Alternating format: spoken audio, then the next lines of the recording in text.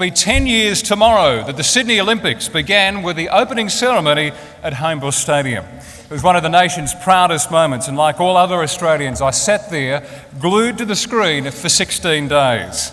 But my inspiration for the Olympics began in Korea 12 years earlier.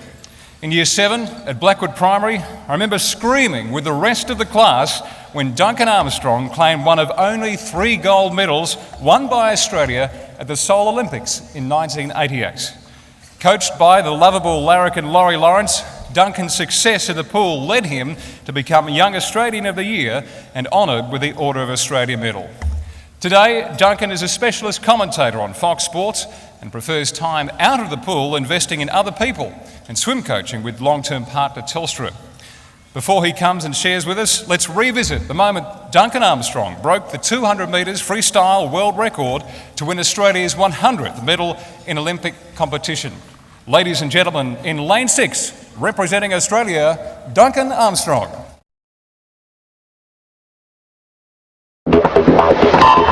And this time they're away. Now have a look at the streamlining off the wall. A great start from Biondi. He's the one 4 up from the bottom of your screen. Now Biondi is the world record holder in the 100. He will go out fast, and he is doing just that. Duncan Armstrong around in third with 25.46. Holmertz is going for it, and he would be leading.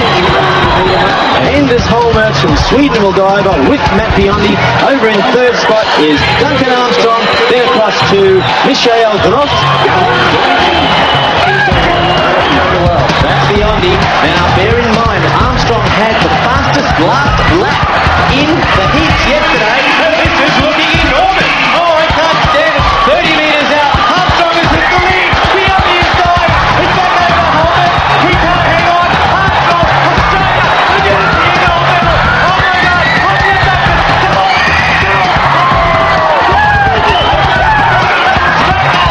And what a fantastic swim. The smartest swim I think I've ever seen anyone swim in the Olympics. Mate, we just beat 3 world record holders. How do you think I feel? How do you think I feel? Duncan Armstrong, world record time, 147.25. Where's the animal? Where's the animal? For his world record performance in the 200 metres freestyle. The hero of Australia. Thank you very much. It's great to be here. Thank you. What a way to start my morning. What a way to start my morning. Who wants to see that again? I just get faster and faster and faster. It's a great pleasure to be here. I find myself on stage at a prayer breakfast, a very interesting affair. My life has been lived basically not in 2 halves, but in 2 different phases, that's for sure. As you saw, that race 22 years ago, haven't changed a bit, which is fortunate for me, was the pinnacle of my success. Pinnacle. I grew up in a very, very small town in central Queensland called Rockhampton. Anyone been to Rockhampton? You always drive out of Rockhampton a lot faster than you drive in. It's in the tropics, so you could put it up there with Acapulco, Rockhampton, the Maldives, Rockhampton. Very exotic, and it's hot there all year round, a lot like Adelaide. And so you gravitate to the pool a great deal, and that's where I wanted to be. I just wanted to be in the water all the time because, like Brenton was saying, in 1976 in primary school I was taken down to the library with the entire school of Allenstown State School in Rockhampton, excuse me. And we packed into the library to watch Steve Holland, a 16-year-old, represent Australia at the 1976 Olympic Games. And we sat in front of the only black and white TV at Allenstown State School, all 300 kids. And we watched this boy, basically. He'd broken 16 world records. He was a real hero of mine. 16 world records by the time he was 16. He'd taken the world record in the 1500 metres freestyle down by a minute. Grant Hackett only took it down 7 seconds. We call him a legend. Steve Holland took it down a minute before he was 17 years of age. And he got beaten by 2 Americans. And I didn't know what the Olympic Games were, or how to get there, or what the rules were. But I just wanted a whole school in a library in Australia to watch me at the Olympic Games like we were watching Steve Holland. I wanted to be famous from a very, very, very early age. And when I was about 14 years of age, I'd worked my way up through the swimming ranks, and I was the under 14 Central Queensland 200 freestyle champion. Thank you very much. Thank you very much. I didn't know that didn't rate anything at all. South Australia has so many good swimmers. But anyway, I'll try it again. I was the under 14 Central Queensland 200 freestyle champion. Thank you very much. Thank you. I know you value that very highly. And so my dad saw great potential in me, and so he moved my 2 brothers and 2 sisters. Got a transfer in the bank. We moved 800 kilometres so we could live and I could train with Laurie Lawrence, that very short, ugly, hairy man you saw on TV just there. Because Laurie had the best squad in the country, period. He had the most antagonistic, the most combative, the most aggressive. Failure wasn't an option. He had his squad set up as an advancement squad. 1, 2, 3, 4, 5 lanes, and lane 6 was there. And you couldn't get into lane 6. It was called the green and gold lane. You couldn't get into lane 6 unless you're competing for your country and wearing the green and gold on your back. And in there was Steve Holland and Tracy Wickham and John Sieben and Justin Lemberg and Glenn Buchanan. They were all Olympic champions. Gold medalists, bronze medalists, silver medalists. They'd all got Australian records. They were all in lane 6. But as the under 14 Central Queensland 200 freestyle champion, I thought I should fit in just nicely. And I can remember on a Tuesday afternoon at 3:30, I'll never forget it as long as I live. The whole family had moved. Dad had got the transfer. There was no pressure on me from an early age at all to do well in swimming. And on a Tuesday afternoon about 3:30, I walked into the pool and I stood basically where the stairs are here. And Laurie was standing at the end of the pool. 3:30, I was peaking. I was ready to meet this guy who was going to take me towards my Olympic destiny. And Laurie's standing at the end of the pool like a general, just looking at everything. Green and gold lane, just chugging up and down, doing hundreds of laps. And I'm standing off to the side. I thought Laurie should know me. And he's turned around, he's looked at me and he's looked back at the pool and just brushed me, nothing. And he's looked at me again, looked back at the pool, nothing. Had me standing there for about 10 minutes before he finally turned around and he goes, "What do you want?" I said, "My name is Duncan Armstrong and I want you to coach me." He goes, "Are you hungry, son? Are you hungry?" I said, "I'm sweet, I've had lunch, I'm ready to go." He said, "You might be just dumb enough to win something." Now that was the start of a wonderful 9-year relationship with Laurie, and I've had 22 years of therapy because of it. But Laurie really understood what it took to be a winner. That our equation for the 200 metres freestyle, where the real men swim without a swimsuit and just togs, was 1 minute and 47 seconds. That's it. 1 minute and 47 seconds. The best in the world show up to do the 1 minute and 47 seconds. If you're a tenth of a second slower, you lose. 22 years later, you're not standing in front of the Adelaide prayer breakfast with its biggest crowd ever. Tenth of a second, 1 minute and 47 seconds on one day every 4 years. That's the window. And Laurie really understood it. And he had 60 teenagers, no one making any money. There was no money back in the 80s. We're doing it for love and for glory. And so he'd have 60 teenagers arrive at the pool at 4:45 every morning, to get in the pool at 5, to do 200 laps of a 50-metre pool, to go to school for a very good sleep, to come back in the afternoon, at 3:30 and hit it again for another 200 laps. We're doing 20 Ks a day, and it was going to take me 5 years to get to the Olympic Games with that kind of workload. But Laurie really understood it, and he also understood that he needed to expose us to different kinds of people, not just champions, not just test captains or football captains or cricket captains with a great success story to share. He wanted to give us as much perspective as he possibly could too. And so he would drag anybody to the pool to influence us. Anybody who had a good story that would give us perspective of how lucky we were to be able to set our sights on an Olympic destiny, to give us perspective. And I remember one time I was reading the Courier Mail, and buried on about page 13 in the good news section of every newspaper was a story of a Peachester dairy farmer. Now Peachester's in the Glasshouse Mountains about an hour outside of Brisbane, and there's a lot of dairy farmland up there. And this gentleman's name was John. We called him Farmer John. And John was a bachelor, 43-year-old bachelor at the time. He was a 4th generation farmer, family farmer on that farm. And he's driving his tractor one day. This is all in the paper, all in the Courier Mail. He's driving his tractor one day and he leans down to get something. The tractor hits a bump, throws John in front of the tractor and runs over him and snaps his pelvis. Okay? As he lives alone, it took 36 hours for anybody to actually find the tractor and trace it back and find John. So he's got a snapped pelvis, suffering exposure. The ambulance comes and picks him up, takes him down the Sunshine Coast Freeway towards the hospital and hopefully a recovery. When he gets into a horrible car accident, this ambulance, and flips 3 times with John strapped in the back. And it shatters his knee and crushes his ankle. And so he gets to hospital and starts the recovery process at last. And he gets golden staph. Okay. So his nickname's Lucky, of course, on the wards. And he goes through about 18 months of recovery within the hospital. So he loses the herd and he loses his fourth generation farm, loses the lot. And it just unfolds in the paper, and Laurie's reading it after training one day. And the last paragraph gets Laurie. And the last paragraph is John, quoted John saying, I'm one of the lucky ones. I know I've had a bad trot and I've lost everything, but I know I'm getting out of this hospital one day. It's going to take a while, I will recover. If I ever feel down, I go down to the kids' ward and see these beautiful kids who are never getting out, who are terminal with cancer, who have been given a raw deal in life and it's unfair. I'm lucky. I know I'll get out. Some of these kids are never going home. Now, Laurie thought that was Christmas. And so at 3:30 in the afternoon, we pile off the buses from school, we march into the pool, and sitting at the end of the pool with a wheelchair and a drip and a nurse is John. And Laurie's like, come in. We got a great Australian.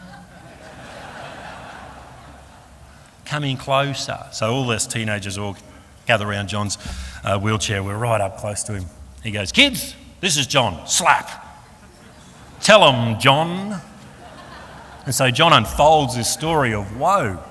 For 45 minutes, he talks about what he was thinking about lying in the ditch counting stars, because there's the only way to take his mind off the pain, and shivering, because every time he shivered, he'd rack pain through his snapped pelvis. And what he thought about it with the ambulance crashing, and what he thought about with the golden staph being drained, and on and on and on. He went for about 45 minutes, and as teenagers, we're going, oh, buddy. Why didn't you just die? No respect. And he goes, but you kids, he started to challenge us straight up, you kids are the lucky ones to set your sights on something as noble as the Olympic Games, to represent your country, to come to the pool, to be coached by someone like Laurie Lawrence, which was a G up for sure. You know, you kids are the lucky ones. I challenge every single one of you to get perspective in your life and come up to the hospital and see the kids that don't get the choices you have. He challenged us from that day on. I'll never forget it as long as I live. And Laurie's standing there going, that's just great. What a great Australian. And out John went, out the side door, into his ambulance and out of our lives. But John lived with us for over 12 months, because whenever it got tough, Laurie would say, what would John do? He'd love to do more butterfly. You people are lucky. You're not lying in a ditch with a snap pelvis. And on and on and on and on and on. So I've never seen John again. But if I catch him, I'm going to finish the job the ambulance missed, I'm telling you now. And so I've had these fantastic influences in my life that really taught me about winning, about success. And when I retired out of the pool, I took those winning and those successes into the corporate market and into my life. And, you know, I was very wrapped up in the cult of success, of getting in front of people, being competitive, doing everything it takes, manipulating myself, my body and people around me to be successful. And I really fell into a trap that sport is not life and life is not sport, and that success comes at a price, and the price was I was paying for it. When I got out of the pool, I wanted to be the most famous Australian ever. I wanted to be on every magazine cover. I wanted to be my own television shows, which I worked up to. I really wanted to take what I'd taken into the pool into the marketplace. I got married very early, had 2 sons, got divorced like everybody says you should in the magazines, nice and quick. And so I was living this life and charging along and accumulating. I was in the cult of success, the cult of more houses, more fame, more fortune. Like, my ego was running so hot that whenever I'd get a magazine cover, I really thought I was living. I really thought, this is it. If I could see myself as I pay for my petrol in the magazine covers on a sports magazine or one of those very fashionable New Ideas or one of those magazines that make so much sense, I was really going someplace. You know, I was really doing it. And people were being hurt, and I was manipulating people because I really wanted to be the best I could possibly be. But the entire time I couldn't feed it. It was like almost a monster in my life. That the more I fed it, the hungrier it got. The more I fed it, the less I was getting near the bottom. And yet, by every stretch of the imagination, I was a success. I had my television shows, I had my radio shows, I was travelling around the world, but I was just competing with everybody. I wasn't a very good mate, I wasn't a very good friend.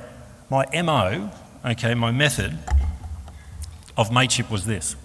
You find a really tough bloke, Okay, someone you admire for so many reasons, whether he's got a bigger car than you or more houses or a bigger boat or anything like that, or he has a better job. And I'd find him and I'd start being friends with him. And then all I'd do was try to work out how to get in front of him, how to beat him. I'd turn him into a competitor every chance I got.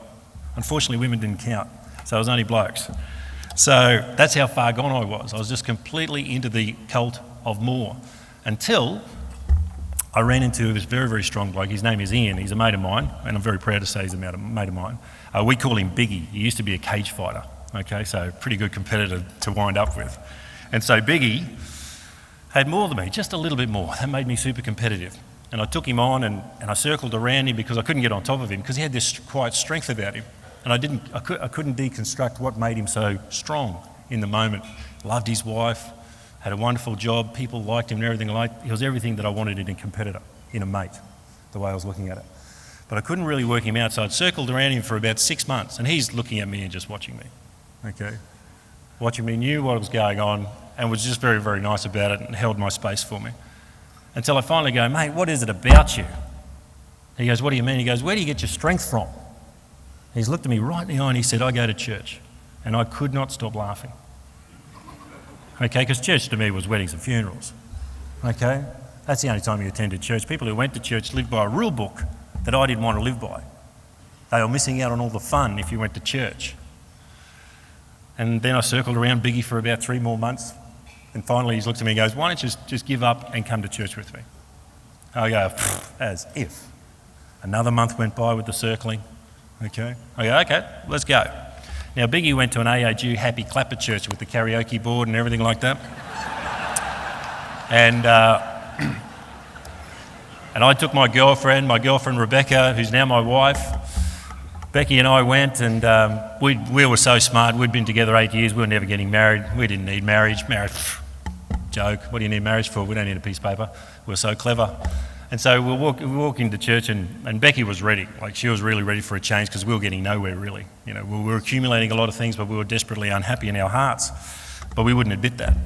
So we walked into church, and my armour was up. You know, I was looking at the slit of the visor of my helmet. And I was a little Biggie. Whatever he did, I did. He stood up, I stood up. He sat down, I sat down. He sang, I sang.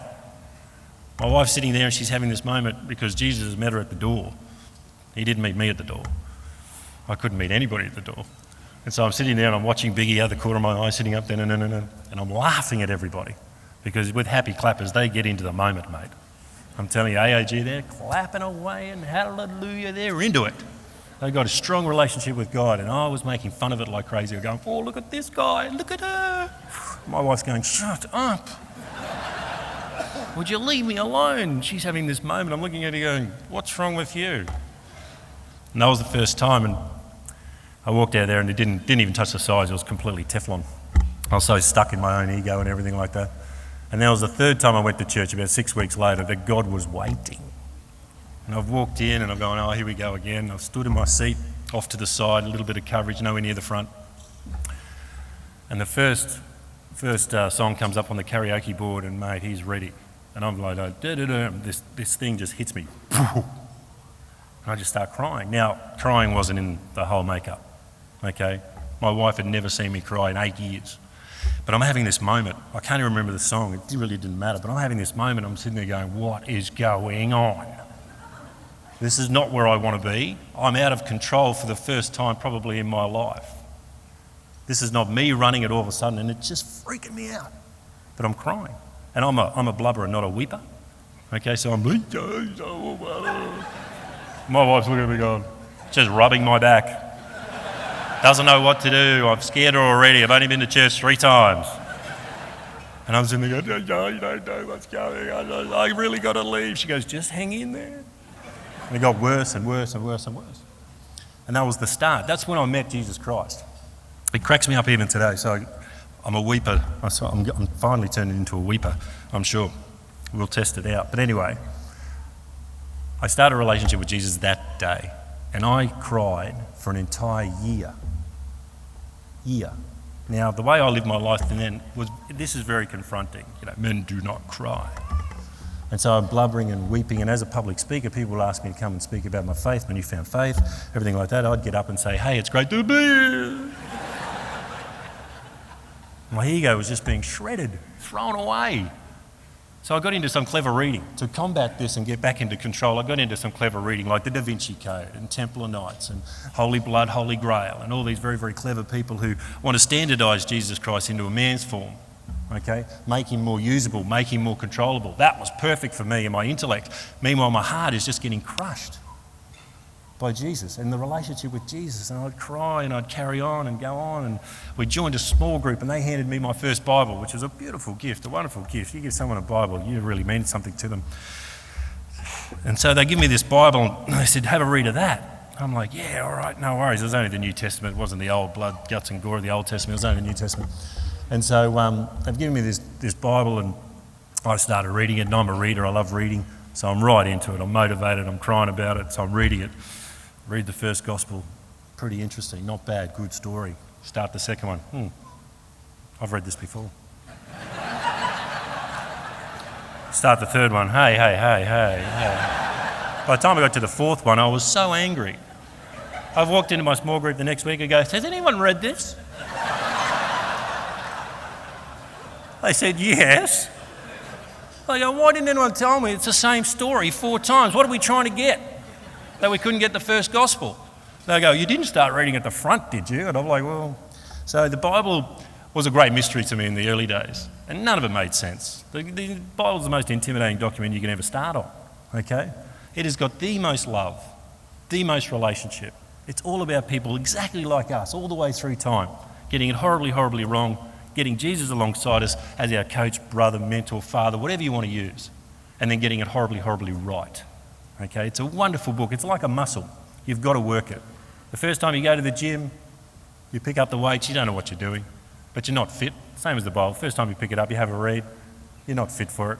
You have to put it down. But if you keep on going back to the gym, just like if you keep on going back to the Bible, you get fitter and fitter and stronger and stronger and stronger until it lives in you and you live in it. The Bible is such a strong, strong thing. I went down and did a bit of church work with a group. When I say down, I was in Albury-Wodonga, so I was up from here.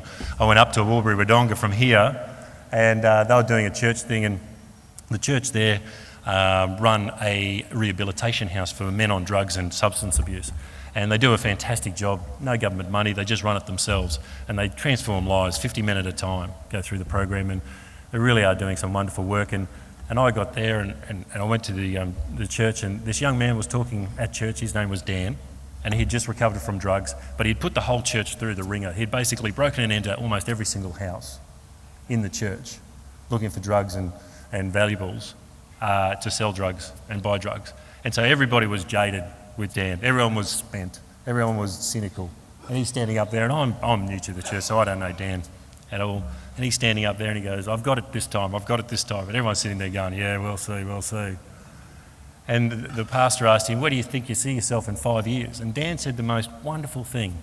I'll never forget as long as I live. And as a new Christian sitting in that church, it really, really resonated deeply with me. He said, that's not up to me, that's up to the Bible. What a line. Can you imagine that, living by the Bible? You've been through so much hell that the Bible is now going to be the pillar of your strength. It's just fantastic. So many things in my life has changed. Like my wife and I, we were married 18 months, as soon as we came to God, we were married 18 months later. We got 2 beautiful kids, Ava, the little princess, and Noah, the little Satan's child. We have got so much life that I didn't expect.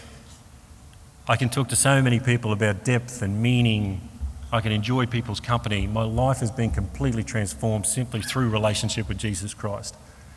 So if you're sitting in the audience today and you're thinking about maybe giving Jesus a go, give him a crack, have a relationship with him, I just want to completely encourage you to do that, because your life will be transformed no matter what. You might not like it in the initial stages. I found it very, very confronting. But you will be transformed, and it will be like the Bible reading that we heard today. It's about love.